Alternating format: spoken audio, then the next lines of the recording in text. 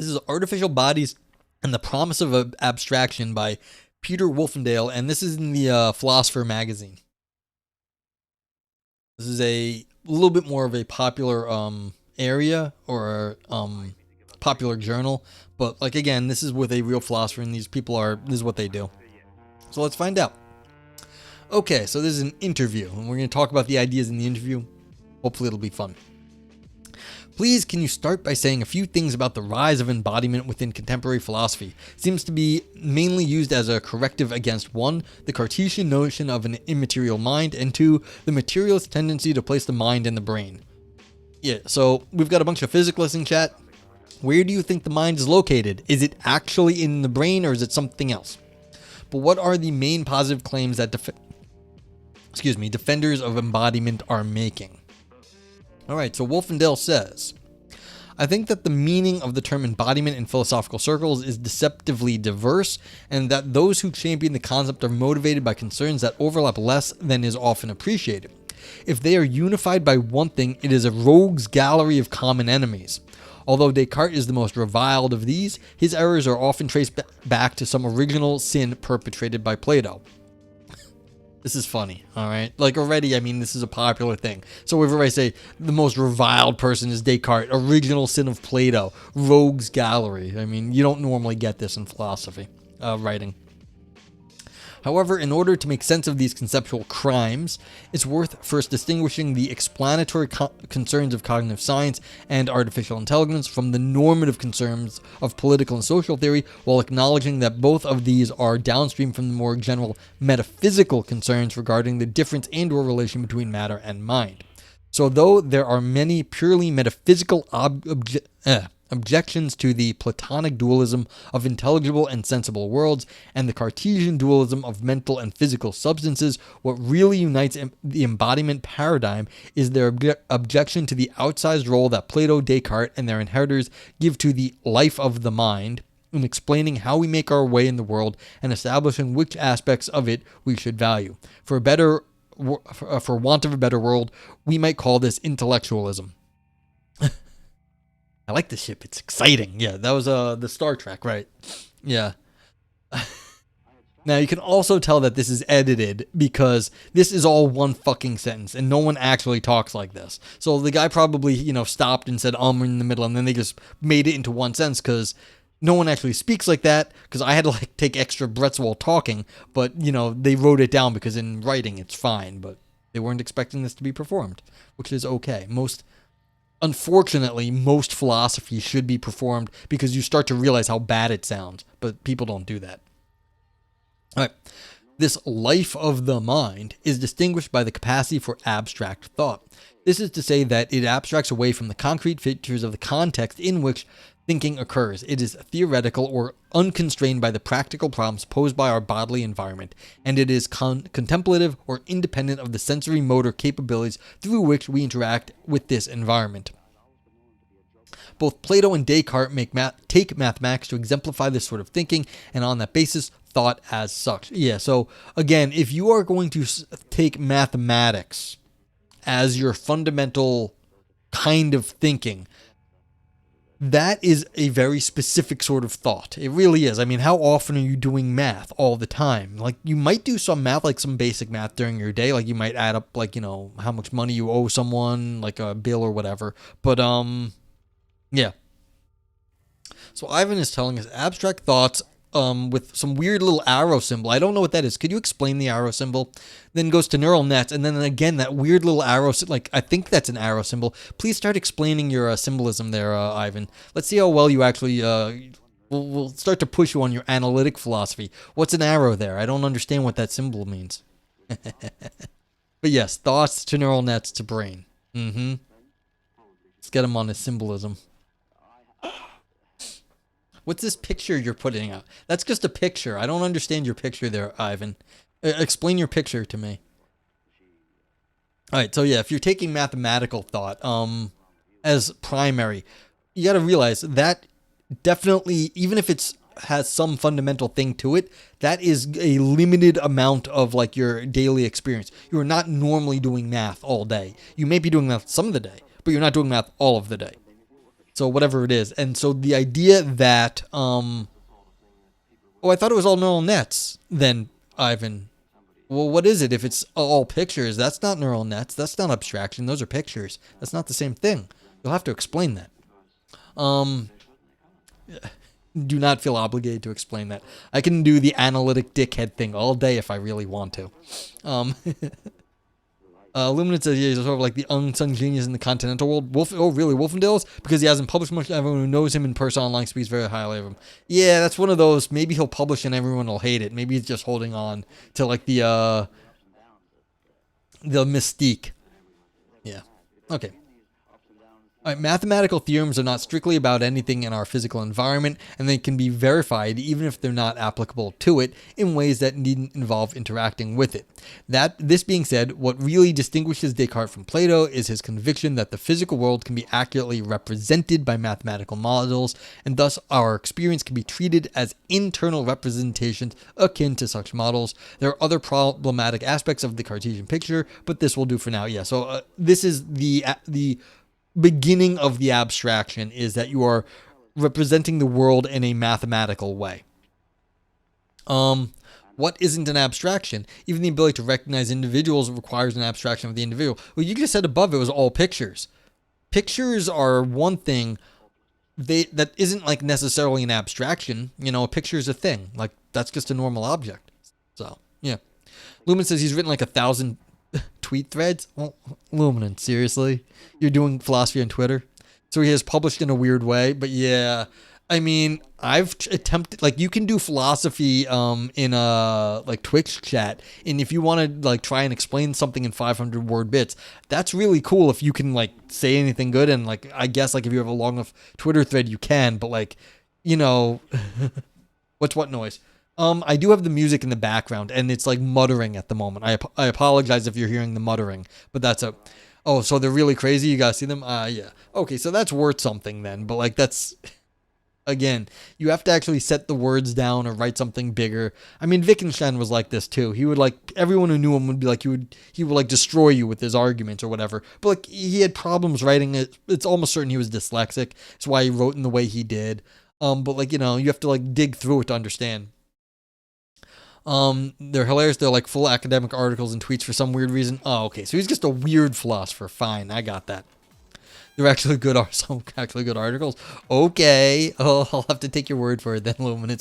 That's actually kind of funny. Like actually attempting to do philosophy in like little few word bites. That is a thing. Mark Fisher did most of his stuff in blogs and published it after. Blogs is different than Twitter though. Blogs you can write like, basically a few pages. You can write a book in like blogs. Yeah. Blogs, it was a different time. Yells at Cloud, exactly. No, I'm from that time. I'm old. Yeah. Okay.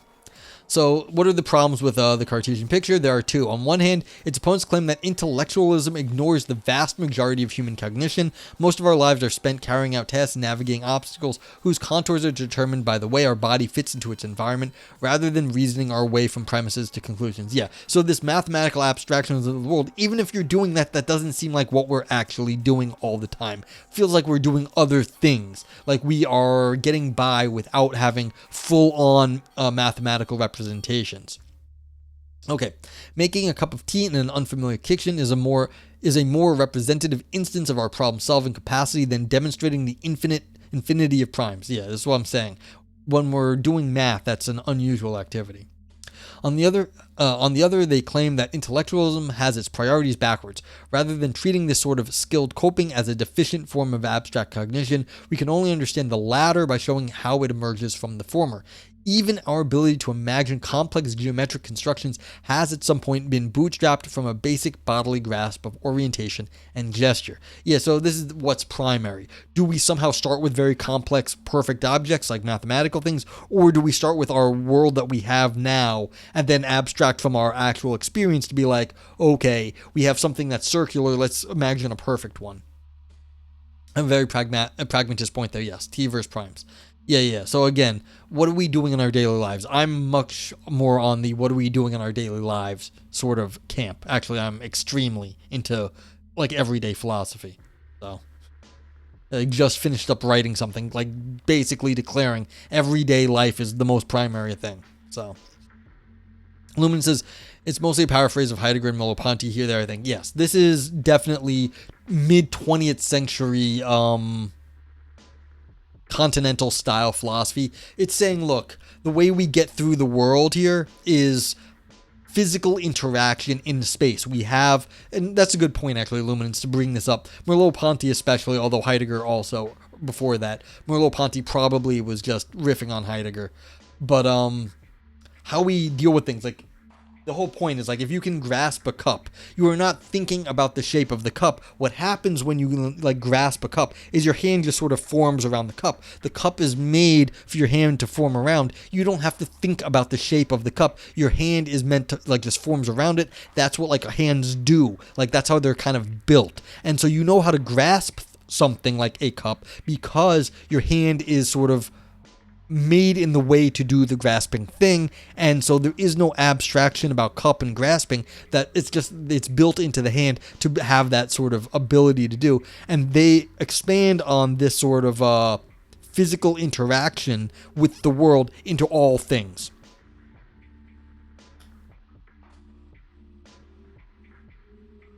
Unreal says you're meant to saw Heidegger as kind of pragmatist. I haven't made enough sense of it yet. Of Heidegger, no, that's actually correct. I agree. No, it's very, very much because of this sort of thing. This is how, look, we're thrown into the world does things, and then we have to interact with them. This is a very sort of pragmatic view of the world, even though it's like metaphysically wacky. It comes to very similar stuff. So I actually know that's probably correct, Unreal Brian. Yeah, and that's the Dreyfus reading. Yeah, this is what people say. And this is Dreyfus. Being in time with delay works makes the reader yes, and I think Heidegger gets away from it because he is doing some other stuff later, but like the being in time, I the early Heidegger, as far as I understand it, I don't know the later as well. Lumen says not that I have an issue with two Heideggers though, in the way the others than what he wanted. Whatever. Yeah, but like it's a good point to actually describe the like the grasping, the physical, that like you're not saying your hand knows how to pick up a cup on its own. You're just in some sense saying that's what it does on its own. That's what hands do. Because they, were evolved in that way. There's nothing mysterious that hands can pick things up, because hands, when you just like put them into a cup, they naturally just sort of close on the thing, and you just apply a little bit of pressure, and then you can hold your glass.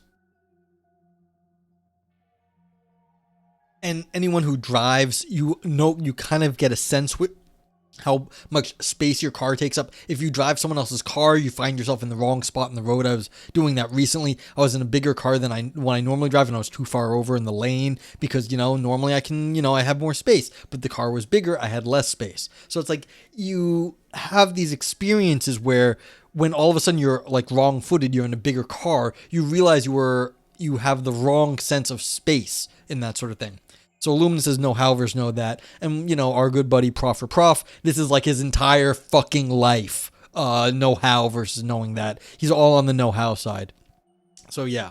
So you know how to pick something, you know how to drive, knowing that where like the representation of the car, like how big it is physically, who gives a shit? You need to know how to drive, not that the car is X feet wide or X like meters wide compared to like where the curb is. Like, that has nothing to do with driving, to know exactly like the physical measurements of the car. So yeah, thank you, Luminance. But this is a good point, and like this is something in 20th century philosophy, especially on the continental side, was well recognized, and then got eaten by the analytic philosophers, and they don't reference Merleau-Ponty for some reason, because I think they're dickheads. But they should reference Merleau-Ponty when they do that. Continuing. The most important targets of these complaints are the classical computational theory of mind. Yeah, so anyone who doesn't know, all right, let me keep reading. In the cognitive science and what gets called the good old-fashioned AI, the GOFI theory, yeah. These see cognition as principally a matter of rule-governed symbol manipulation, not unlike mathematical reasoning. They are opposed to a range of what's called 4E perspectives, so-called because they emphasize some combination of the embodied, embedded, inactive, and extended dimension of cognitions. Yeah, so this is the opposing thing compared to like what we're doing is just like computer processing. This is the 4E perspective. And this has been around, like, I remember this from when I was in college a long fucking time ago. So this hasn't changed at all. Lumen says Merleau-Ponty was very good at keeping his theories in line with developments in cognitive science, which is not true of all continental philosophers. Well, yeah, Merleau-Ponty, I think, was like technically a psychologist or something. He was trying to be more sciencey. He was discussing this, and I think he was trying to be a scientist, some kind of scientist at least. But yeah, he was definitely adopted by the continental philosophers, and I guess it'd be fair to call him a continental philosopher. I think he died young, which was unfortunate. He either had he was either hit by a bus or had like a brain aneurysm. I can't remember, which I feel slightly bad about, and I feel bad about laughing, but yeah, he died in like 1949 or something. All right. The extent to which these diverge from traditional views varies, but in rough order, the points of contention are: 1. The extent to which cognition is dependent on features of the body outside of the brain, for example, the structure of sensory organs, and features of the environment outside of the body, for example, the availability of cognitive resources. 2. Whether the concept of computation and representation are irredeemably intellectualist, for example, if they can account for pre-linguistic meaning. And 3. Whether dependence implies constitution, for example, if my notebook is part of my mind. Yeah, it's been long enough to laugh. Well, thank you. Yeah, he would have had done a lot of amazing work if he had lived longer. Yeah, which is unfortunate, but who knows? Who knows? Like, some people, shoot their wad early and they're done. They don't do anything else. Other people have long careers. Other people are, just some things are good, some things are bad, and who knows. But hopefully, it's one of these, you just don't know. But he did some interesting stuff, yeah. All right, so what about the normative objections? Again, there are two. On the one hand, opponents claim that intellectualism, and that's the idea that, our brain is like just a processor and it's doing all the work. We should more often refer to doing philosophy as shooting or what? Yeah, I like bringing that up in philosophy. I think it's a funny thing because, it comes from guys ejaculating, but they also say it in fight sports where basically you expend all your effort and then you just get beaten up because you've, overexerted yourself in the hopes of getting a knockout or whatever, and then you failed. So it's but I think that it also pertains to philosophy too. Okay. So intellectualism reflects and reinforces implicit social hierarchies. Those who have historically enjoyed the luxury of theoretical contemplation have done so because the practical problems and bodily processes it abstracts away from have been taken care of for them, often by groups who have been systematically identified with their bodies and bodily capacities, such as women, slaves, and colonized peoples. Yeah. What is that? Share the load. That's a funny emote there, Big Bowser Big Bean Burrito. I'm going to end up calling you 4Bs because I keep stumbling over your name. I apologize if I do. The disembodied Cartesian ego is an illusion engendered by ignorance and privilege. On the other, they claim that intellectualism devalues significant sources of human knowledge. There are forms of lived experience and situated knowledge that are valuable even if they aren't and possibly can't be articulated in a manner that divorces them from the embodied context in which they occur, for example, their emotional valence. This Cartesian false consciousness doesn't simply impact the way we treat others, but even the way we treat ourselves, potentially disconnecting us from our embodied experience. 4B cognition, yes, exactly. Viper says, it just occurred to him that I am the LeVar Burton of philosophy. Oh, I'm reading it to the people? Oh, that's actually kind of nice. I like that idea. That's fun. Majority. Yeah, that's cool. I am reading aloud. There are other reading aloud streams. When I first got on Twitch, I was searching around for tags to use, and reading aloud was an existing tag. So I was if people are looking for other people reading aloud, I'm reading aloud. That's one of my first tags I ever got. Reading Philosophy Rainbow. It is Trans Recognition Day or whatever it's called. Hello, trans people. We like you. It's welcome in. If there are any of you out there watching. It's cool. Vipers is the Kilroy of Twitch. God. Yeah, DCI. Kilroy was here. Yeah. The idea that... Unreal says, now we need a caption with a bouncing ball as you read. Yeah, that too. I mean, there People have also always suggested I get a screen reader and then we just discuss. But I feel like the reading gives it a bit more of, feel to it. So I wonder about that. You were doing ASMR reading? I've considered that. Like, I could get real up close and, talk like this. And I've done this once or twice for like various reasons. People are like, oh God, stop, or whatever it is. But like, yeah, this is like this mic is, I've had this since I've had this mic a long time actually, but mic's not bad. I could like really get up close and do stuff. But yeah, I don't know if that's a great idea. Yeah, you think you didn't follow me? I think a few people said that. That's not why people are here. But like one time someone was like, why don't you do an ASMR stream? I was like, cause I can get right up close to the mic if I want to. I was like, why though? That's not my content. Just because I can doesn't mean I should. It's like, all right, continuing. The idea that privileging the mind over the body is associated with other sorts of illicit privilege, for example, economic, racial, sexual, etc., is now fairly widespread in contemporary feminist and critical theory. However, there are a variety of philosophical frameworks drawn from the continental tradition that get used to articulate, elaborate, and offer solutions to this problem. Roughly speaking, the main strands are Spinozist, Deleuze, affect theory, etc., Nietzschean, that's Foucault and Butler, etc., the phenomenological, that's Heidegger and Merleau-Ponty, which we were just discussing. And though there is much cross-pollination. The first is characterized by the metaphysical tenor of its critique, proposing some form of materialist monism as an alternative to the dualism of Plato and Descartes. The second is characterized by its focus upon social dynamics, providing an analysis of the way bodies are ensouled by the internalization of patterns of thought and action. But the last provides the greatest point of overlap with the explanatory concerns discussed above, as it provides a detailed introspective analysis of the body's involvement in the constitution of experience. Phenomenology has a marked influence on the 4E approaches to cognition and is responsible for the concept that straddles and sometimes connects all of these varying concerns, namely the lived body. Viper says, reading papers into ear mics, sitting on a see-through chair wearing a thong. Yeah, there's a, there's no reason why you couldn't be very sexy in doing philosophy. Like, you could be. Like, if that's your content, compared to what the other people do, I mean, it doesn't really matter. If you want to go be super sexy and do philosophy, I'm sure you could get a ton of, views. Like, you could do it. Okay. The Philosopher Mag says, the idea of the lived body suggests that the body is not just a causal bridge between ourselves and the world, but rather that the body is our engagement with the world in a way that serves as a condition for the emergence of our subjectivity. This suggests that only a proper body will be fit for this purpose. No ersatz or artificial alternative will do. Embodiment is, in fact, real meat embodiment. Is this a fair picture, both in phenomenology and in other frameworks that you discuss above? What's this guy's name? Wolfendale says, though not every proponent of embodiment will go so far as to insist on an essential link between mind and meat, I think it's fair to say that this is where the rhetoric of embodiment leads. I'm too sexy for my stream. What do you think about Bleen?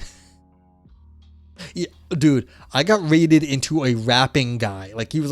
He rapped as he was talking. Like, he was playing some retro game, but then as he was talking to chat, he was only rapping. Everything was in rhyme. And he was just like, I've been doing this forever, and now I'm on Twitch, and I do this, and people give him money. But it's just I legit was raided into someone 2 days ago who they just only spoke in rap or rhymes. Someone was there. I did not give him a follow, but I was just like, this is novel, and maybe people think this is fun. You and an Uber driver did that once, every line rhymed for our entire conversation. It's impressive. I'm in the Bronx. I work in the Bronx. I don't live in the Bronx, but I'm in the Bronx a lot. And, people take their hip hop seriously. They see this as, part of the Bronx's cultural legacy for the world, because hip hop is now a worldwide phenomenon. People love hip hop music, hip hop culture, etc. And so, people are, they see this as important to them, and so it's they work on this. It's it's a thing. It was crazy he didn't remark on it or acknowledge it. All truly a memorable experience. Luminance, how stoned were you? What were you on? Any drugs? Are you sure this was real? I apologize. Don't answer that. Dr. Seuss everywhere. Yeah. So exactly. So, but like some people, like they work on this, they can do it. They've got like hip hop brains. Well, no, it was okay. I had a friend once say he saw some sort of demon once, and I knew the guy for years. It wasn't like it was an acquaintance really. And I'm like talking to him about the experience. He's like, yeah, it had like glowing eyes. I was like, okay, can you tell me what drugs you were on at the time? He was like, yeah, I was on like some acid, I think. I'm like, okay, so like, how sure are we this was real? He goes, that's a good point. He was like old and probably 60. Well, you can be old and good at hip hop. That's true. So yeah, half rap, half wisdom, life lesson kind of thing. That's amazing. Yeah. So, every so often you run into like one of these just brilliant people that drives a taxi. It seems like sometimes they do that. I once was in a taxi and it looked like the guy just somehow could squeeze an Escalade into impossible spaces. Like he was from the fucking Ministry of Magic and Harry Potter. It was just like, I could see the GPS and like how much time it would be. He'd like take a turn and all of a sudden the time would like drop by 15 minutes. It was an hour and a half ride. We got there in like 45 minutes. It was just like, who are you that you know all the fucking secrets of the roads? Yeah.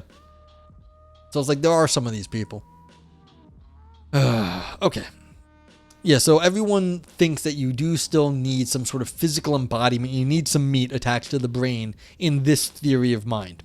Wolfendale says. So, to some extent, this is because it aligns with other philosophical and political goals, such as undermining pernicious distinctions between human and animal, or diagnosing dangerous fantasies implicit in the very suggestion that minds could be uploaded into computer simulations. However, there are some arguments for the claim, and I'll try to tease out the general pattern of these as I see it. But first, it's worth saying something more about the idea of the lived body. The cornerstone of the phenomenological tradition is the idea that the content of explicitly articulated representations, such as declarative sentences or mathematical models, depends upon a more primitive form of meaning implicit in ordinary conscious experience. This gets formulated in slightly different ways by Husserl, Heidegger, and Merleau-Ponty, but they essentially agree that our many and varied representations are able to pick out the same object, for example, galaxies, spleens, recessions, across changes in time, shifts in perspective, differences of opinion, and diverging interests, only because the referential frameworks they deploy, for example, star charts, anatomy, econometrics, are so many layers arranged on top of those simple unities that tie together our everyday activities, for example, places, obstacles, tools. Yeah, so you can start to see places, obstacle, tools is where we're starting to get the pragmatist line, that what we're actually doing is we're doing things that are useful. And this is where definitely you can talk about Heideggerian stuff. He's always talking about tools. In pragmatism, you talk about what's useful, what's what's actually going to be pragmatically helpful, what is going to be helpful, what's useful. And so that's why we get the pragmatist line, because we're talking about tools and the metaphysics of tools. Yeah. So more fundamental embodied experience of meaning pre-abstraction. Yeah, and so they're saying, look, there's something that happens before you abstract, and that's primary. You can abstract away from it. That's cool. They all agree upon that. They're just saying, what happens? What are you abstracting away from? There is something else to our experience that is more primary, that the abstraction is abstracting from. So, author says, my cup of coffee is unified as something I can reach out and grasp. Yeah, so I've got my water glass here, reach out and grasp, but this grasping is not a carefully planned sequence of muscle movements guided by a mechanical understanding of shapes and forces. It is a single fluid movement in which my fingers fit themselves to the cup's contours without so much as a second thought. And this is why I used that example earlier, because it is sort of like the paradigmatic example. You can just go pick up your water cup and drink from it without thinking about it. And that's why if you go watch Airplane and what's a Striker, and he starts to drink and he starts missing his mouth by like inches, like he's just like trying to drink and he hits up here. That's why it's like so kind of like jarring and funny, is because you shouldn't have to like think so hard to go drink anymore. It's a phenomenological joke in some sense. Yeah. Okay, what distinguishes the lived body from the biological body is not simply that it is not yet an object of scientific representation, but rather that it is what ties everything together in the last instance. It is the origin of all intentional directedness, and is the it is experienced as such, an immediate awareness of agency. The question remains, if the lived body is not the biological body, why is real meat so important? Thank you, Luminance. I think I just came up with that striker example. I think it's funny. Yeah. So, yeah, just keep in mind. I mean, I guess that's the question for our sciencey people. If you're abstracting, what are you abstracting from? And you're not abstracting from the physics because you don't see physics. Like, I'm looking at like a screen and stuff and like this. I'm not looking at physics. Like, I don't see physics. I'm not Neo. I don't see the code. Like, none of us do. Or at least I don't think any of you do. I don't. Like, I see objects. And so the question is, what is your experience that you are abstracting from? Now, you might think this is a mechanical process. That's okay. But, like, again, what is the world there? Prof! You make it kick, just follow me there? Okay, there you go. Okay. Oh, I can't even fucking type today. Yeah, I'm like, this is so annoying. What's up? I know you're Neo. But, like, do you see the physics? Like, do you actually see, like, you can't see electrons. Your eyes aren't that good. Maybe they are, Ivan. I don't know, but yeah. So there's the link. If anyone actually no, yeah, kick that. Yeah, there it is. Okay. And now we should also give. I have no idea. It's so weird. Like, I typed and I'm on lag. I'm waiting. It's like a good 10 seconds have gone by, 15 seconds have gone by. And I'm watching myself type now. Like, now. And there came the shout out. Like, this is not good. It's gonna be, yeah, I need to either repair this computer or get some new hardware. I don't know what the problem is. Okay. Yeah.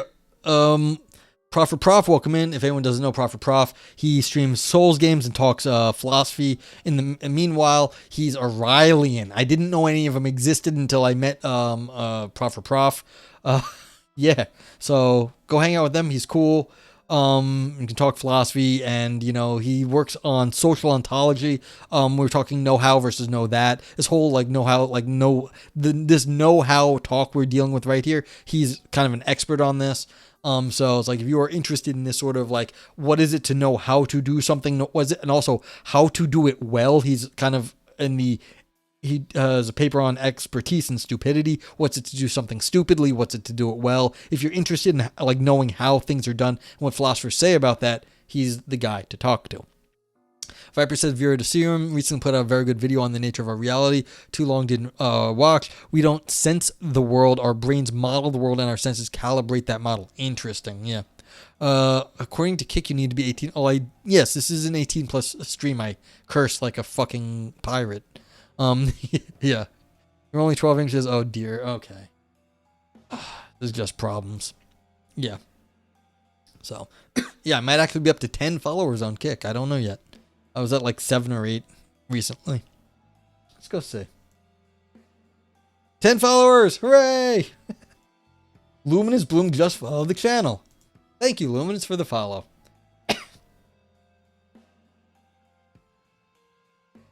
Yep. Okay. The notion that there is some split between an original and a dependent or derived form of intentionality is not unique to phenomenology. You never used your Kick, but you do have one? Yeah. I mean, it seemed like a thing for a minute. For all I know, I love the idea of a competitor to Twitch. That would be good because it would force Twitch to actually keep making changes that are better for the streamers as opposed to better for their bottom line. As far as I can tell, Twitch has been doing some not so bad things lately. I don't think it's from competition. I just think they're trying to not be assholes and continue and to actually have a good business. But there is no guarantee, of course, in this sort of streaming world that these websites will be here at all in the future, or that they will be in any way conducive to actually making content. Yeah, exactly, Vipers. We're not going to get a real one, but I like the idea that they're afraid. I don't need a real competitor. I just need them to be worried about one. So don't tell Twitch about Metcalf's Law, okay? Cool? Yeah, I just need them to be afraid. Because if, say Kick gets a little bit of traction, they're not a real competitor, and God forbid they get bought out by, like, Microsoft or something, and then Microsoft throws them more money. I know Microsoft tried doing it and they failed, but I can dream, can't I? But like the idea that like they'd actually make it better. Yeah, that's fair. Like YouTube could compete if they really tried, but again, what is Google's end game with this? I don't think they care. Like I don't see them actually trying to compete with Twitch on this because I don't think they care. They already have a monopoly on the like, you know, like just static videos, VODs, so video on demand. So what incentive do they have to like get into the streaming business since they already basically control the market because everyone already knows about them for the videos on demand? You want to be bet on like a horse? You know, I mean, we do bet on stream sometimes. You can like do, you know, challenges, whatever. So, I don't know. But yeah, if anyone doesn't know Prof, go give Prof a follow. Where were we? Okay.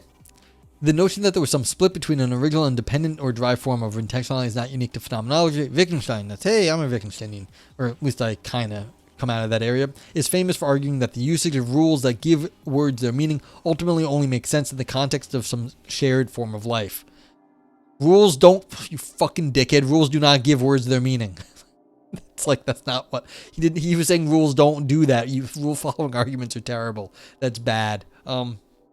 Isn't Kick like a betting thing? You know nothing? Oh, no, Prof. Kick is a alternative to Twitch. They also have much less restrictive things that can be broadcast. So you can like broadcast gambling there. So yeah, there's a lot of gambling streams that go on Kick, but it's not a betting site. It's like a clone of Twitch.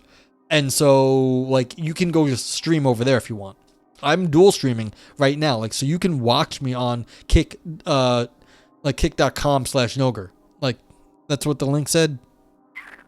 Yeah. So kick.com/Noger0, you're going to Noger0 or whatever. You can go watch me right now over there. But like, because they are less restrictive because, you know, they're trying to get more people in, they're trying to be, you know, shake things up or whatever.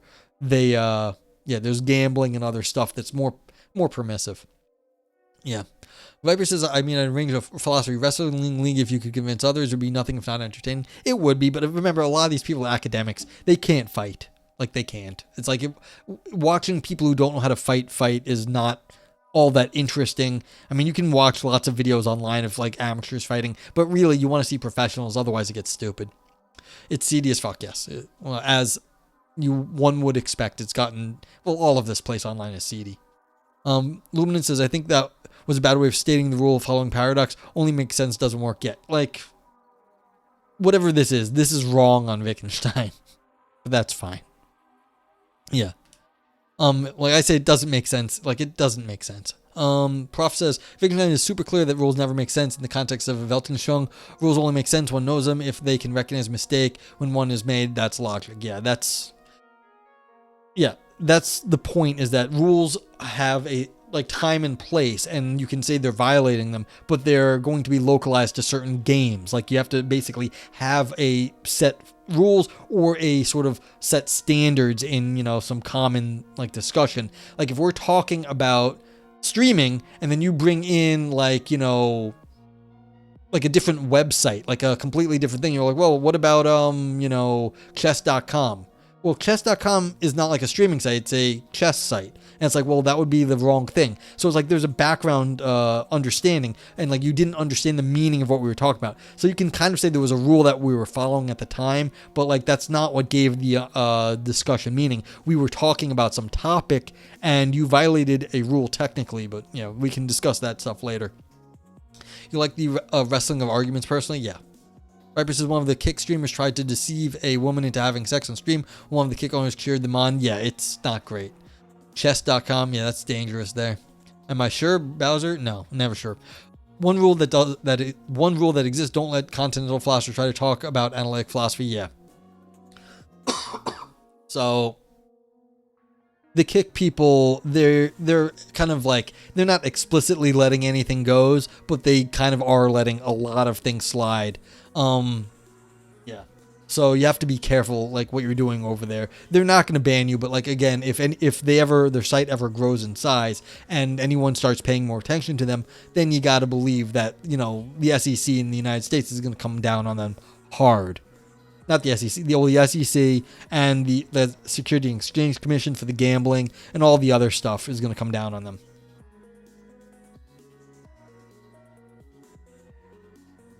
To be fair, it should work the other way too, Luminance. Analytic philosophers should not talk about continental philosophy, but that never stopped anyone. So yeah. Primal says, honored to be among the first. Kick is still lacking with functionality. Yeah. So yeah, we've got people on Kick right now. So yeah, hi. I don't know, Venus, if you're still there, but Primal Person is still on Kick. And I'm trying to keep it up at least. You know, I used to dual stream to YouTube, but like I just couldn't handle the YouTube. Like it was so janky. But yeah. Yeah, it goes both ways. Yeah. The problem is, of course, it's hard to understand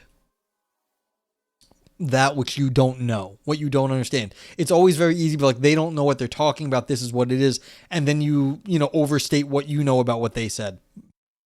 Yeah. Well, I don't stream live to YouTube, but like it was too janky. Maybe it'd be better. Don't know what you don't know. Yeah, but it's very easy to assume that you like understand more about a topic when you haven't really gotten into it. You know, you think you understand what they're up to. It's like sometimes you do, and sometimes you realize later that you had no fucking clue what the other people were really up to, and they're not as crazy as you might have thought. That happens. Like, you know, you look into it. At first, you just be like, this is ridiculous. And then you look into it a little bit more. You're like, well, they're not so crazy. Dunning-Kruger. Yes, Vipers. Yes, Dunning-Kruger. And that's what it is. A lot of this stuff you go talking about it and you realize, like I went to a, yeah, exactly. I know that I don't know what I don't know when I haven't studied something. Yes. So like I went to a philosophy lecture on, what was it? Friday. So a few days, my brain's gone. So that was on media theory and philosophy of television. I don't know jack shit about media theory or philosophy of television, but it was on Stanley Cavell, who's a Wittgensteinian, and I know background Wittgenstein stuff, you know, somewhat at least at this point. And so I was able to like sort of understand what Cavell was saying about TV in some very abstracted sense. But it's like, okay, I know enough nowadays not to make an ass of myself. But like if I walked into a media studies talk before, it would have been like, I would have no fucking clue what's going on. But like nowadays I go in and I can talk to them and be like, okay, this is kind of interesting and this is why. And they'd be like, oh, that is kind of interesting, you know, stuff. But like, what did I know about media studies and what concerns those people? Like, I know nothing about what concerns those people like, at all. But like now it's like I can like one strand from very far away I can trace back. But it's because I've had a lot of experience doing it. So anyway, so like, this just, yeah. Wittgenstein is famous for, no, shut up, you continental philosophers, stop talking about the analytic stuff. You get the pass. It's fine. Okay, so let's continue. And John Searle is infamous for arguing in his Chinese room thought experiment that a mind cannot be built from rule governed symbol manipulation. Yeah, because this is just Wittgensteinian. You can't do the rule thing. Precisely because these symbols must already be interpreted as meaningful. Wittgenstein and his followers tend to emphasize the role that social constraint plays in making intentionality possible, while Searle and his followers tend to emphasize the sheer uniqueness of the human body's capacity for intentionality, whatever it consists in. Real says, Wittgenstein was from Vienna. That's the continent, right? Ducks Recovery. Yeah, well. These are arbitrary names, of course. I mean, he did move to Britain. He became a British citizen at a certain point, so he left the continent. He became British. So that's technically an island off the continent. Still Europe, of course. And European continent. However, they are entirely compatible with the embodied phenomenology and other strands of the paradigm and are often blended together. So a second question emerges. How should we understand dependence between the original embodied concrete and the derived disembodied abstract? Yes, Vienna is in Italy, yes. And just so you know, I'm from New York. My geography is terrible. Like, I have a New Yorker's understanding of geography. Like, in my understanding of the U.S. is New York, New Jersey, Chicago, California, with Texas and Florida kind of like to the south. Like, that's literally how I grew up understanding things. And, like, Canada's up and Mexico's down. Okay, so Magazine S. So the importance of real meat has something to do with the way in which dependence is understood. How does this work? Yeah, so how does it actually matter to have a physical body? Lumen said mine used to be, but I played a bunch of map games until I fixed it. Yeah, I'm not going to go play any map games. Sorry. It's like, sorry, not sorry. Yeah. I mean, I'm not as terrible anymore, but meh. Okay, I think it is useful to draw two distinctions. On the one hand, we should distinguish empirical claims about the workings of the human mind from transcendental claims about the workings of any possible mind. Unreal Brian says, to me, everything south of Toledo is southern. I mean, for all I care, that is fine. I don't know. Yeah, so working of a mind versus all possible minds. On the other hand, we should distinguish conditions that enable our cognitive capacities from the constraints that limit the form they take. When these lines are blurred, it becomes all too easy to mistake significant features of our mental makeup for essential features of any possible cognitive architecture. De facto dependence becomes de jure constraint. Yeah, so just because we do something one way doesn't mean it's the only way that thought can happen. For instance, the author Wolfendale says there is much experimental research indicating that basic information processing tasks, for example, determining the direction of a noise, are carried out by heuristics closely tailored to the environment and/or body parameters. For example, the distance between our ears. Does this mean that all cognition is heuristic, or just good enough for the environmental conditions it is adapted for? Kentucky is southern, in your opinion? Yeah, definitely. Viper says, you're in Ireland. Everything east of me is pretentious. Everything west of me is stupid. Yeah, I think that's accurate. I mean, what's north of you, though? Just cold? Yeah, well, Kentucky is quite... I mean, it's not that southern in terms of, like, geography, but in terms of U.S. culture, it's southern. Yeah.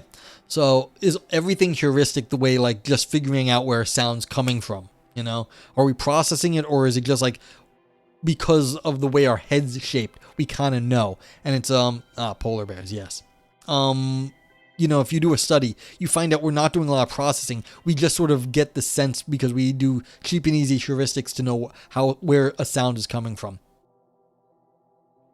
You went to a conference in Louisville and didn't expect the southern accents. Yeah. Louisville. Okay. Similarly, there is much phenomenological research arguing that most mental content, for example, heeding the warning, beware of the dog, is constituted by sensory motor expectations tied to specific sensory modalities. For example, an imaginary bundle of potential sights, smells, sounds, and emotions. Does this mean that all thought is parochial or restricted by the range of our sensory imagination? Yeah, that's a good question. Like, are the ways we do stuff, like the heuristics we use, fundamental, or does that mean everything's a heuristic? And again, the Kahneman, he would argue that, like, there was the System 1, System 2. This is entrenched in the sort of literature now, where you've got, like, the quick and dirty stuff, quick and dirty ways of understanding the world, and then you've got the more sophisticated calculations. So this is the sort of hierarchy of thought, and this is turning the way the phenomenologists want to deal with this. They turn things around. One's not more like the way they want to understand the world is not necessarily between the heuristic and like the higher level abstract thought. North of Ireland is Iceland. Intervening Ideland, Leland, Eland, Laquiland, and are theorized but have not been discovered experimentally. Aha. I see. Okay. Yeah, so Magazine says, I imagine you want to dispute such conclusions, but why? Has the critique of intellectualism missed something important? Yeah, so again, if you are going to break down the world in terms of heuristics and like abstract thought, you're going to see the world in this way. The phenomenologists don't want to do that. Okay. Wolfendale says, to give Plato and Descartes their due, pure and applied mathematics provide us with a wealth of counterexamples, not simply because they involve brute calculation as opposed to creative inspiration. Mathematicians certainly deploy heuristic techniques in search for solutions of complex problems, compare Polia's how to solve it, and physicists clearly exercise their imaginations in exploring theoretical possibilities. This is the wrong use of CF, but it's see Einstein's thought experiments in scare quotes. Meinong's continents, yes. I mean, you have to be a metaphysician to get the joke, but yes. Meinong has non-existent objects in his world, so these are things that are real but non-existent. So yeah, that was Meinong. Yet what makes it the case that any two practitioners are thinking about the same things, for example, a twisted manifold or an alpha decay event, has come unmoored from the trappings of bodily immediacy, be it the fingers they count on or the eyes they see with. One way to approach this is to explore the modal differences in the analogies physicists find helpful, for example, visual auditory takes on particles, but my preferred example is Smale's theorem, which loosely proves that there must be a way to turn a sphere inside out without creating creases, eversion. Not only is this physically and so bodily impossible, but at the time no one could envision a way to do it, but it ultimately took several mathematicians working together, one of whom, Bernard Morin, was blind to find one. What's up, Tyrant Frog? How you doing? I know you are, but who am I? Mainong, yes. I think there's no good reason to assume that there couldn't be similar collaborations between mathematicians with more radical divergences in embodiment, humans, aliens, AIs. This is the promise of abstraction, that we can repurpose diverse cognitive talents to common representational ends. I think that the error of much work on embodiment is to see this as a false promise. Whatever enables our immediate purchase upon the world inevitably constrains any more mediated comprehension of its contents, that there is no true escape from the concrete, only misguided escapism. As a consequence, the idea of abstractions anchored to the world in any manner other than our own becomes inherently suspect.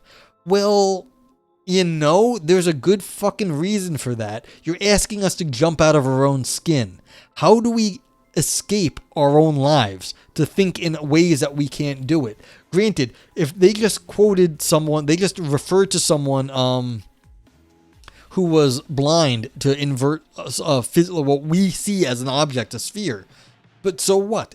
That's still human experience. Maybe it's not the human experience of people that are sighted, but that's still a human experience. What are we supposed to do in a manner that other than our own? This is very suspicious to me. I can see this as people will be like, oh, this is clever, but I want to push back right here. What else do we have besides our own experience? Yeah, I was gonna say something along those lines, Unreal Brian. Yeah, it's like that's very difficult to that can cause a lot of problems at times when the Germans start putting their flags where you don't expect. Predictive code and conceptual schematic. Okay, yeah, so I don't know exactly what this is, but yes, this is something that can be done. That's true. Poland does have experience with that. All right. Yeah, all right. So, okay. So the author's saying here, look, that we're going to be able to abstract away from our own experience. I don't know how we do this, but that's what they're saying we could do. Okay. Bayesian inference. There we go. Yeah. All right. Not only is it immediate lived experience seen as more authentic than that which is mediated, but the form taken by our immediate embodied purchase on the world, meat and all, becomes the only authentic form. I contend that it is this association between immediacy and authenticity that supposedly renders artificial minds and bodies unreal. Yeah, again, that's an unfair thing to say, that they're unreal because they don't have a body like ours. But the idea is, where else do they get their embodiment at all then? I don't understand. All right. The magazine says, I'm not sure this is enough to dismiss the importance of meat.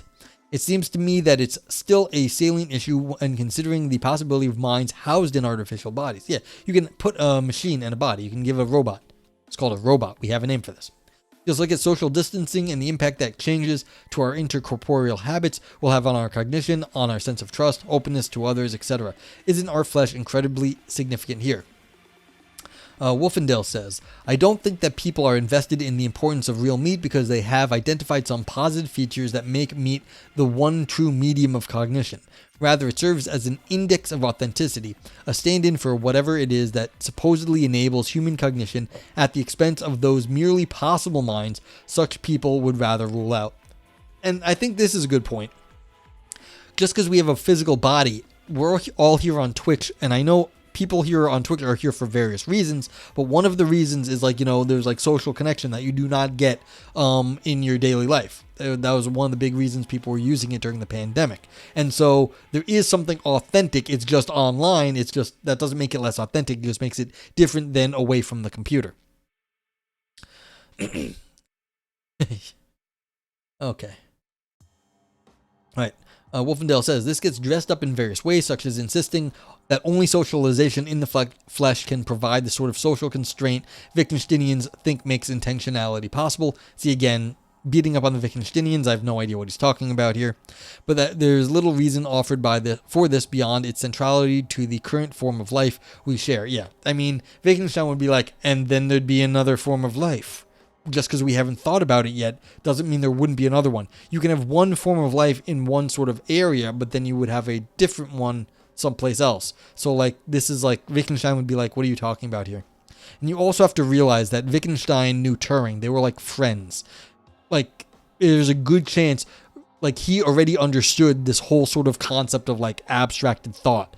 There's like growing evidence that like Wittgenstein and Turing talked about this stuff. So it's like the idea that Wittgenstein didn't understand the idea of like abstracting a mind away from a body is like, that's probably just false. Meat is also way cheaper to film than a metal endoskeleton. Yeah, and you don't need an angle grinder to like fix it. You don't need a welder to fix it. So it's a lot easier to fix than just to film too. Yeah. Like we heal. How do you heal metal? You need a welder. It's not the same thing. Okay. So, yeah, I don't think this author understands Wittgenstein very well. I have no qualms with anyone who wants to analyze this importance. I have no doubt there is much philosophical interest to be said about the spiritual impoverishment produced by the substitution of virtual for the physical content in life during lockdown. I simply think that elevating it to the status of a transcendental condition is a hyperbolic version of familiar complaints about kids these days and their smartphones. Well, that I agree with. Meat merely functions as the common denominator of those factors such people deem intrinsic to a real life, encapsulating everything from our peculiar emotional palate to the centrality of touch to our inevitable mortality and the significance of suffering. Yeah, I mean, it's going to be a while before we can really get away from it, but I mean, Ivan, I know, has worked on the transhumanist stuff before, thought a lot about that. There's no reason that in the future we couldn't have different bodies, different things. It's just, getting from there from here. That's not going to be simple. Like, that's not going to be trivial. Like, we still need our meat, our meat mecha. You're a brain in a meat mech suit. Like, we can't get away from that yet. All right. Author says, to put my own cards on the table, I'm entirely convinced that artificial bodies and minds are possible with or without meat, but I think we can loosen the link between the lived and the biological by beginning with less controversial examples. I think Wolfendale would consider his view transhumanist. You're not 100% sure. Yeah. They're made of meat. Yeah. IYKYK. I don't know what that is. They're made of meat, I think was in this book on, what's it called? Where it's like this fantasy book about two kids who get, their house goes off into space. If you know, you know. Is it from like the fantasy book where I saw the movie. It had what's his name from Shawshank and the girl from with a wolf story or whatever, the vampire thing. And then like these two boys. But I'm sorry, I'm ranting about stupid shit. Terry Bisp, 1 sec, it's online, yeah. Actually, I think you've linked that before or something like that. Yeah. Now everyone's catching up with me being an idiot. Because I know nothing. Alright, so, yeah, if nothing else, there's much of the body that is simply not lived. There is no lived experience of my spleen, my lymph nodes, or my mitochondria as distinct unities that bear upon action. Their dysfunction is frustratingly opaque. Similarly, though reaching for my coffee cup is a single fluid movement, I can, through reflection, decompose it to some extent. I can separate the movements of my shoulder, my elbow, my wrist in my awareness, consider the motion of my individual fingers and then their joints, but there are limits to this process. When it comes to bodily awareness, immediacy does not imply transparency. The edges of our volition blur as we descend deeper into our own somatic depths. The embodiment paradigm sometimes advertises this as a further departure from Descartes, for whom the inner workings of experience must be fully laid open to introspection. The lived body is no Cartesian theater. Unreal Brian says, I had this saved for a long time, and I didn't know what it was. This was suggested before. I literally had this. It was one of these, you can see all these tabs at the top of my screen up here. It was one of them because someone had suggested it, and I was like, I don't know what this is anymore. So I closed the tab not too long ago. All right, so I'm going to attempt to click on something. Let's see if this works. Maybe they'll take a while. Let's see if this works. Okay, so you can see my Aeon Flux eye.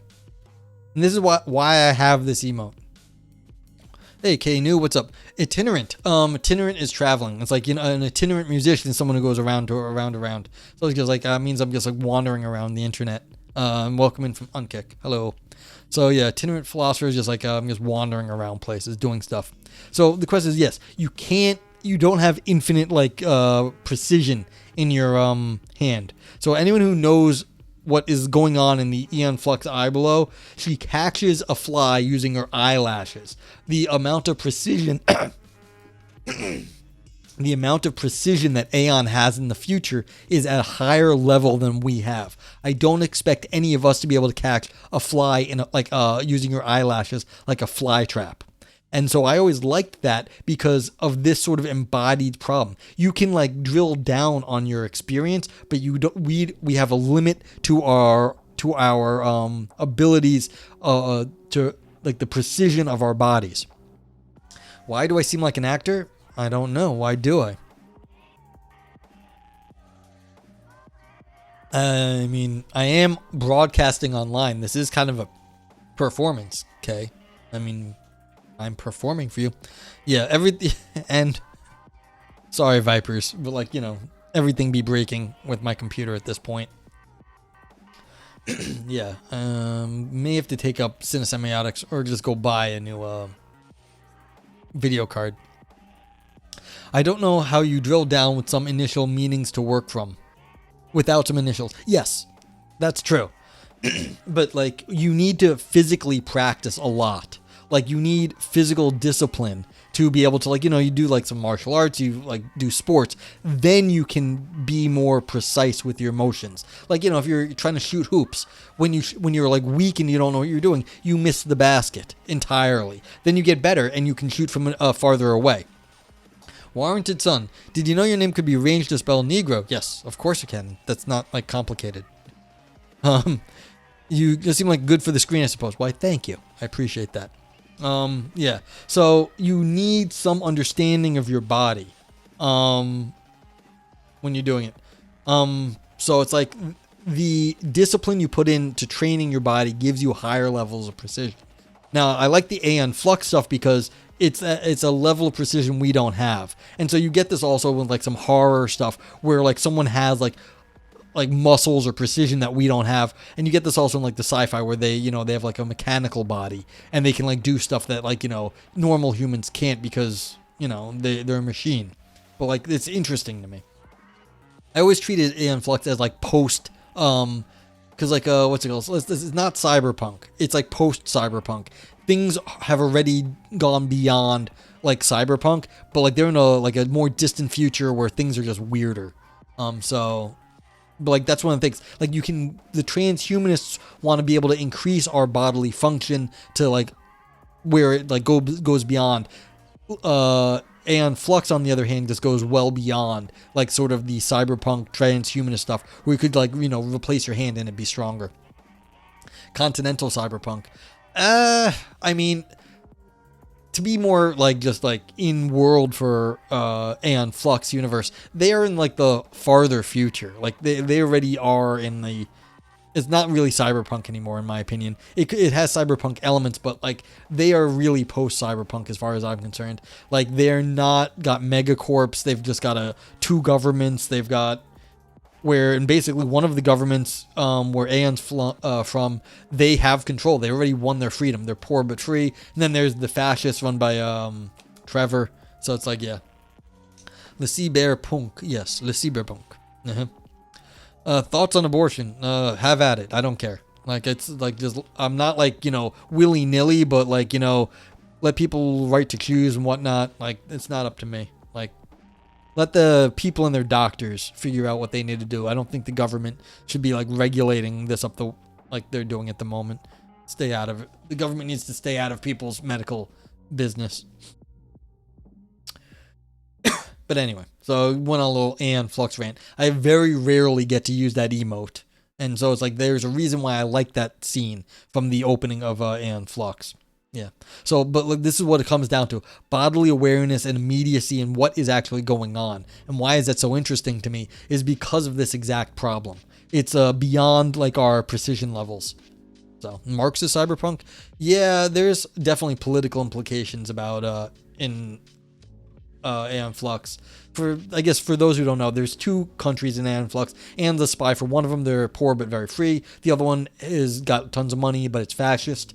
And Aeon and Trevor, Aeon's a spy for the poor country. Trevor is in control of the rich country. They're basically bored. They already got everything they wanted. Aeon has all of the freedom she wants, and Trevor already has absolute control. And so they're just kind of screwing around. And so, like, what happens when, like, you already get what you want, but now you're just fucking around? It's like, yeah. So it's not even Marxist. It's like, it's like everything's kind of like broken down under different lines in Aeon Flux. That's what I liked about it. It was very, very out there. Okay, what about the converse? Can the lived body extend beyond the bounds of biology?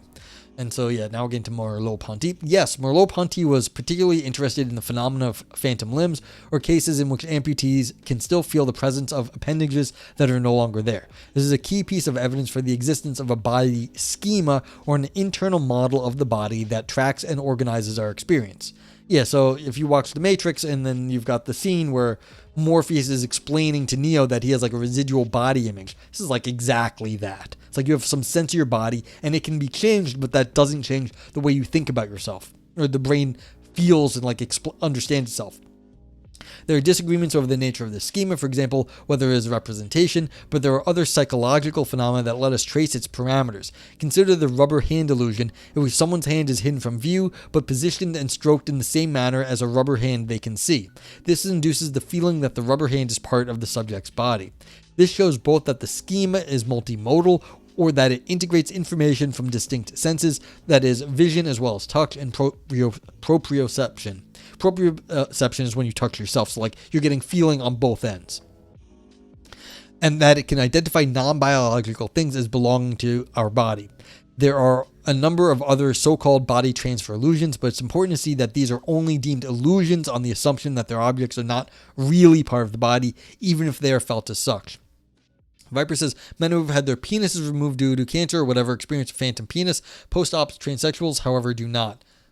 That's fascinating, because that makes it seem like the transsexuals had a different body schema than the like cis men or whatever that lost their penis due to cancer. So, I mean, that is a fascinating sort of piece of evidence in favor of like what the trans community says is the case. So, yeah. This assumption comes into question at the point where phantoms and illusions overlap, namely in prosthetics. In designing a prosthetic hand, the goal is to exploit the sensory basis of the rubber hand illusion to map the phantom to the mechanism. To put the ghost in the machine, as it were. Yeah. So the phantom hand is like you can't see your hand, like you go like this, and then like there's a rubber hand and it's like rubbing it and you start to feel it on your own hand. I forget exactly what it is, but you can look up the experiment online, and this has been like confirmed multiple times. Viper says, yep, they also have dimorphic brain structures more akin to the claimed gender. Yeah, that makes sense. I mean, I don't know this stuff, but like the fact that like the experiments, well, not the experiments, the comparison between the cis men and the trans women, I guess that would be, that bears it out. I'm sure there's an adult film called The Phantom Penis. Yes, The Phantom Penis Menace, actually. You should Google that. Let's find out. Okay. Thankfully, the human brain is very flexible and can map sensory motor signals so that the pressure on a stump can be felt in a hand, or flexing of an unrelated muscle can be felt as a grip. If a prosthetic is to play the role of the relevant body part as well as possible, it must be integrated into the body schema. The deep question is whether this is enough to make it a genuine part of the body. Yeah, so if you give yourself like one of those hands that like has like you move your wrist and like the prosthetic like opens and closes its hand, is that good enough to make it feel like it's part of you? The rubber hand is felt, but it is not lived. But the prosthetic hand is lived, even if it is not strictly living. As far as I can see, there's nothing about the lived body that prevents us from building it to our preferred specifications, as long as it supports an immediate awareness of our agency. Yeah, and so this is the transhumanist picture. Can you just extend the body at this point indefinitely? And I mean, this is supporting that sort of idea that like, you can just give it a hand, and then if the hand is like maybe bigger or stronger than whatever your prior hand might have been, then can you just start to use that like that fancy hand in like a way that you like that becomes just part of you, so you have that like sort of like super grip or whatever. All right. The magazine asks, what are the more controversial examples you hinted at? There's reason to think that the body schema is even more malleable than it seems, and that the sort of skilled coping mentioned above involves tools literally being appropriated as temporary extensions of our bodies. A seasoned pool player doesn't feel the pool cue hitting the white ball in their hands, but feels it at the tip of the cue itself. An experienced driver knows the dimensions of the car in the same way they know the dimensions of their body, not in feet and inches, but in the range of movements that feel comfortable. I brought this up earlier. I believe it's from Merleau-Ponty. So it's like these are known examples.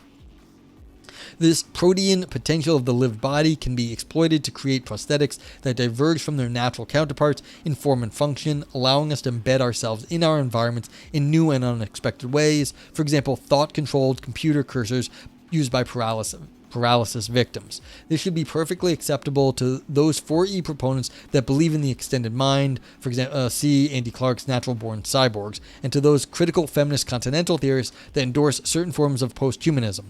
See Donna Haraway's Cyborg Manifesto. More contentiously, these mechanisms can be exploited not just to extend the physical body, but to embed our bodily awareness in new environments, be they spatially remote, telepresence, or purely simulated in virtual reality. Palmer Mercer says, I had no idea the Aeon Flux movie had philosophical content to it. I should rewatch it. This is not the movie. This is the TV show. There was a TV show before the movie. It was old MTV Liquid Television. Although, to be fair, I liked the movie, but they shouldn't have made it Aeon Flux. They took away the creative director from the comic when they took the power out of his hands. So it shouldn't have been Aeon Flux. They basically just took the characters and world and parts of the world from Aeon Flux and then made a new story with it. But that was they shouldn't have done that. That said, I liked the movie, but it wasn't because it was Aeon Flux anymore. It was something else. And so, take it with a grain of salt. Of course I have a soft spot for Charlize. Charlize is a great actor and gorgeous and all that stuff, but it was not the TV show. So, and I was referring to the TV show. Yeah. Okay. This has opened a whole new frontier of technological experimentation, from surgeons operating on patients on different continents to gamers cooperatively exploring shared fantasy worlds. What it means to be there is gradually becoming as flexible as what it means for a hand to be mine. Yeah. So this is one of the things about Twitch. When you describe what Twitch is like to other people, in some sense, it's like being in your friend's living room while they're gaming.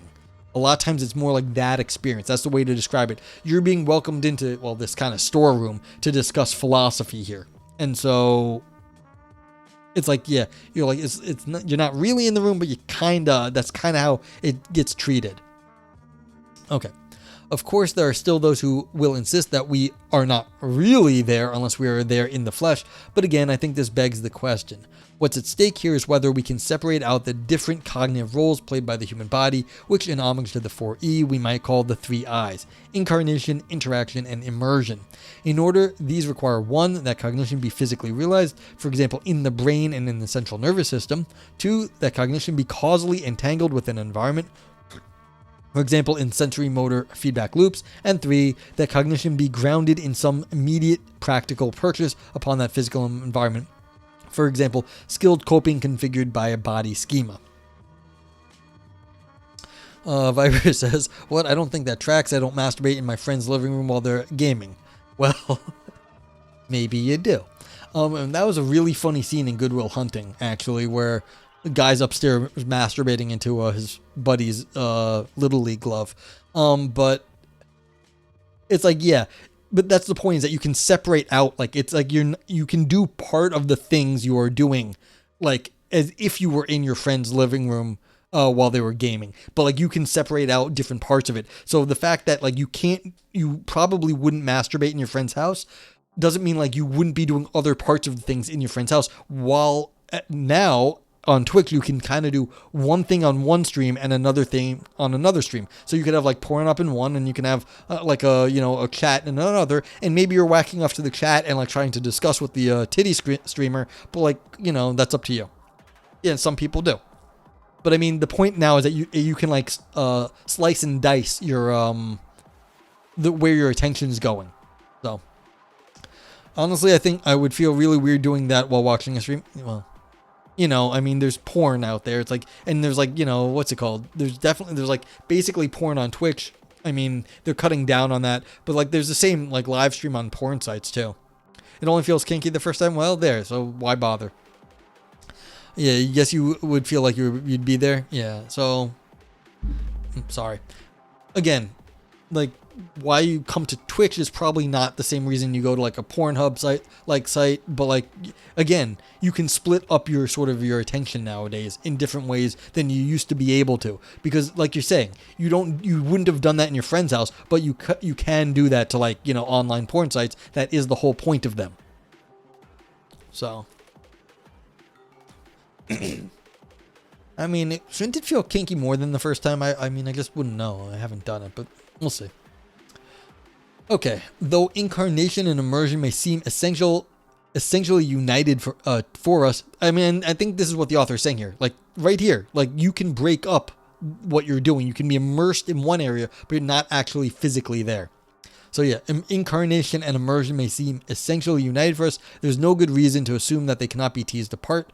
It's entirely feasible that isolated human brains could animate androids from a distance, or that distributed artificial intellects could inhabit human bodies from the cloud without sacrificing any cognitive capacities enabled by embodiment.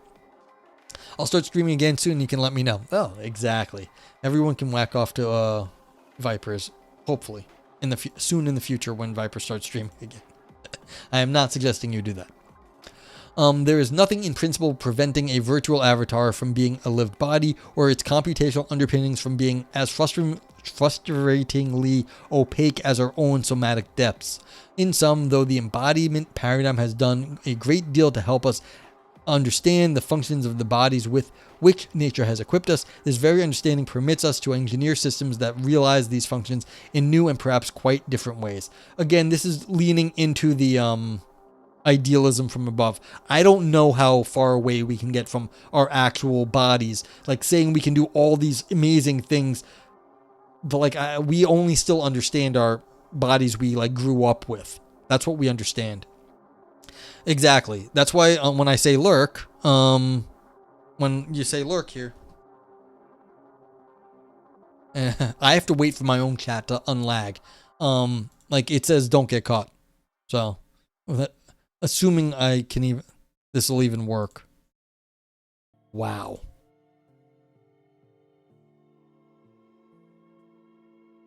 There we go. You see? Good luck. Be safe. Don't get caught. I'm not asking what you're doing when you go off on your own. Okay. Yeah, lurking off. Exactly, Ivan. Okay, so, yeah. Yeah, see, I typed lurk twice. That's how long it took me. That's how long my own lag is on this computer at the moment. You see how weird that is? I was waiting for it to show up and then I typed it again.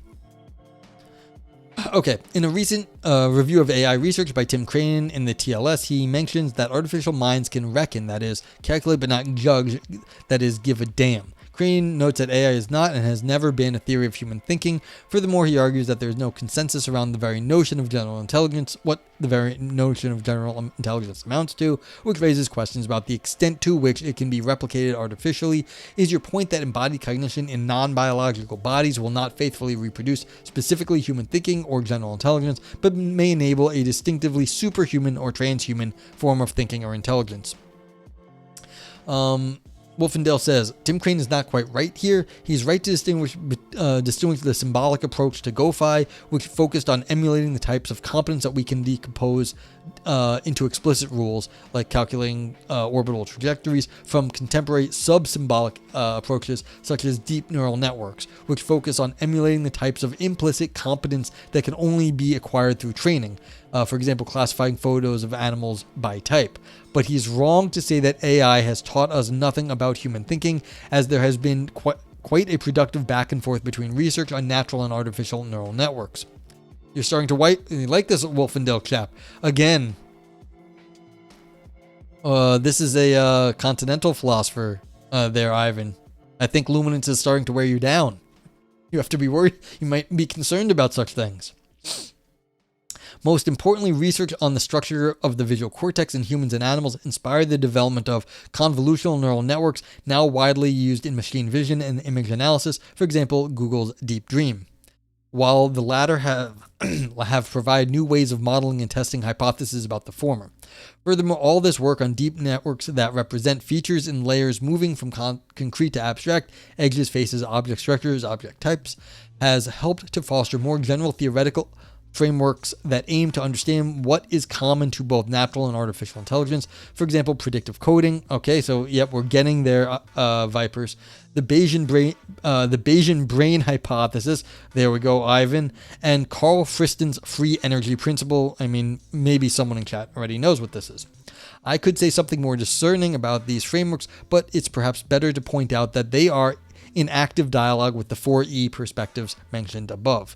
He's also right to claim that precisely what general intelligence amounts to is a significant philosophical problem about which there is no solid consensus. It's more often indexed to the sorts of competence we humans display than given an independent definition suitable for the study of thought as such. Yeah, I mean, that's what you get into philosophy when philosophers talk about thought as such, but again, there is no consensus about this.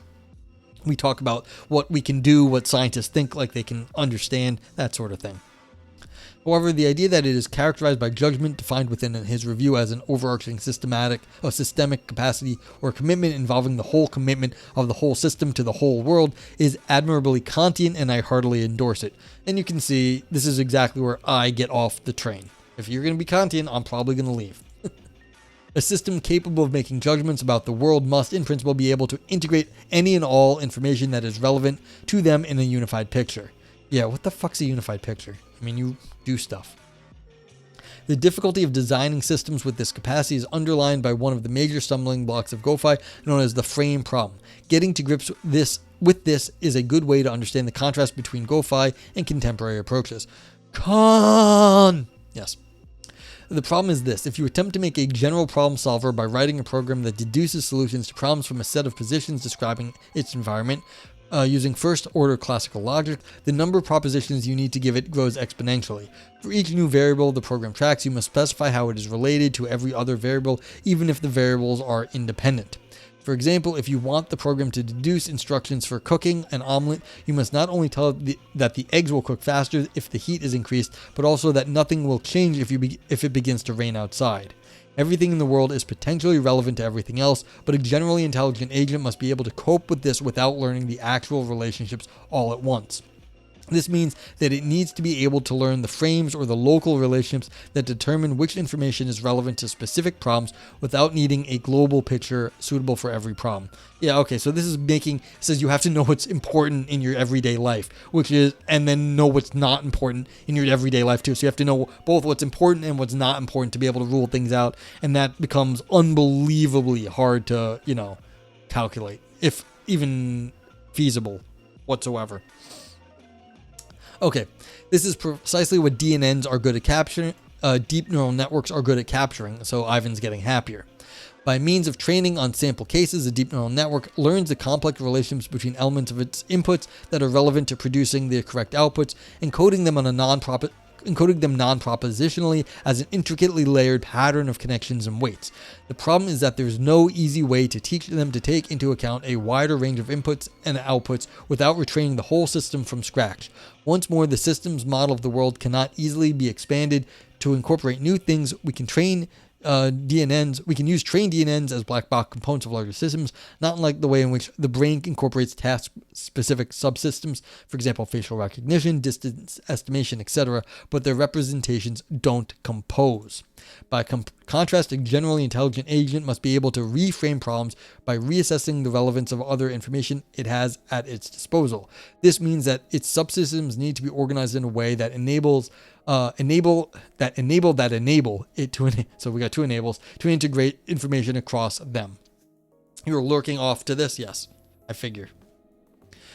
Again, this is the neural nets of neural nets problem. Does it actually make sense when you start embedding things? And that gets to be very hard. I'm not sure. I started to think about this a little while ago, but the embedding of neural nets into neural nets is going to be real tough. Like, this is why reframing, you have to know what's going on in like subsystems, and that's harder. Maybe one day we'll get there, but I think there's like some weird issues. Author says, I think that this contrast between symbolic and sub-symbolic approaches parallels that between abstract disembodied thought and concrete embodied cognition discussed above. The former creates explicit knowledge representations in a manner that is designed to be more or less independent of the purposes it can be put to, while the latter settles for know-how that is implicit in task-specific heuristics. One is organized but computationally intractable, while the other is tractable but computationally disorganized. The real question is not which approach is correct, but how they can be united, much as Kant sought the unity of understanding and sensibility. This may be the route to creating distinctive superhuman intelligences, but I don't see why it can't also be a route to understanding ourselves. Computer scientists provide us with resources to pursue what Kant would call transcendental psychology beyond the bad analogies, for example, body-mind and hardware-software, and dubious metaphors, for example, memory files, about which phenomenologists complain. To end on a more methodological note, the difference between what I'm proposing and a much embodied phenomenology is that I think we can describe the form and function of concrete experiences in thoroughly abstract terms without falling into contradiction. I believe we can only explain the immersive character of embodiment if we first understand the computational structure of interaction in general. By contrast, there are those in the embodiment paradigm who not only think we must begin with the lived body, but that its truth can only be lived. For them, immediacy is not just the content, but also the form that our understanding must take. It's unsurprising that this leads down the sort of somatic chauvinism that cannot imagine forms of life that look nothing like its own. Okay. And that's it for this paper. Okay, so now we get to review. So, for anyone who's still here, thank you for hanging out this whole time. We get to review the paper. What you get to do is you get to use any of the emotes that you see here. I always point the wrong way. So, if it was gave you a lot of fun ideas and made your brain dance, you use brain dance, small b, big D. You do have to spell correctly in this. If anyone on Kick, I've got a few people over there, you want to do it, just let me know. I'll add you to the recording later. If this made big claims that shriveled up, then you get the grapes. Grapes shrivel up into raisins. Nog navel, navel gazing only for academics. Ouroboros for deeper ancient ideas. Nog scream, existential or artistic drama. Nog turd, was it all style, no substance. And Nog knifed it, slicer dice agents. Does it mean yay? I liked it. Think it's good. The yay, and you've got the global vote yay, vote nay, and vote meh. Everything is kind of up to you. If you think this was a good article and you want to recommend it, you can give it a vote yay. I also would appreciate if you use one of the more specific things, but you don't need to. You can say vote yay, vote nay, vote meh, because you just want to give it those are basically thumbs up, thumbs down, and thumbs sideways. That's all it is. You would have appreciated a smaller buzzword to content ratio, though. Yeah, well, again, this was a, popular article. You're going to need some buzzwords. I'm not, again, what was the content here? If you're just going to be hard-hitting content the whole way, then it's more of a research article. This was in a popular forum. It's just a website. But yeah, appreciate it. You gave it a yay. You gave it a brain dance. Primal Person says yes. A meh.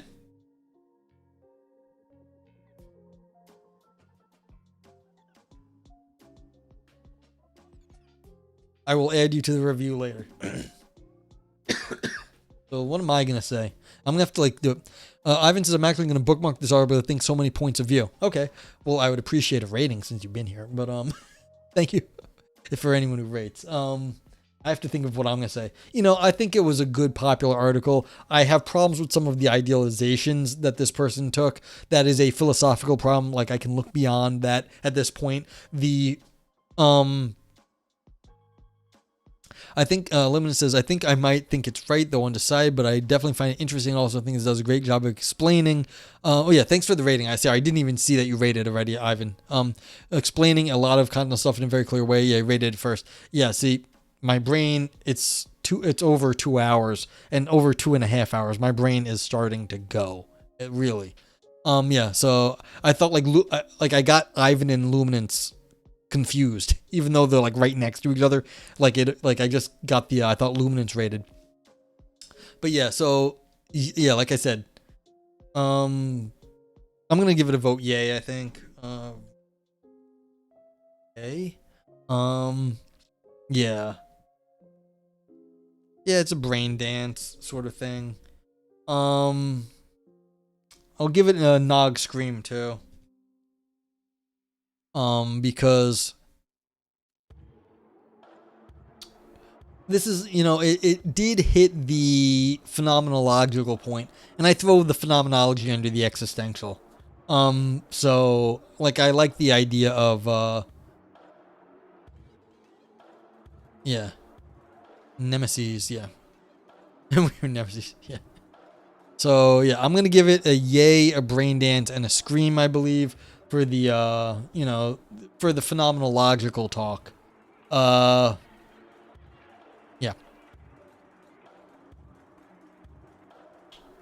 I'll leave the screen up because I only record your ratings while the screen's up. So after that, I don't record it. It only checks that you're using the emotes during this time. If they're not up, it doesn't. If this screen isn't up, like it just doesn't look.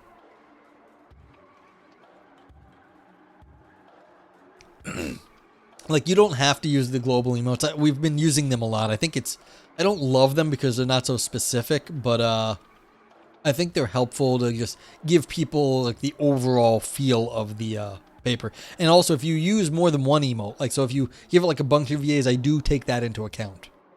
So like if you thought something was like super, super good, you can be like yay, yay, brain dance, brain dance, brain dance, like whatever. I'm still waiting on let's see who we're waiting on. I don't know if we're waiting on anyone, but yeah, as always, thank you all for being here. We can go find someone to raid, assuming I can even type into my own computer.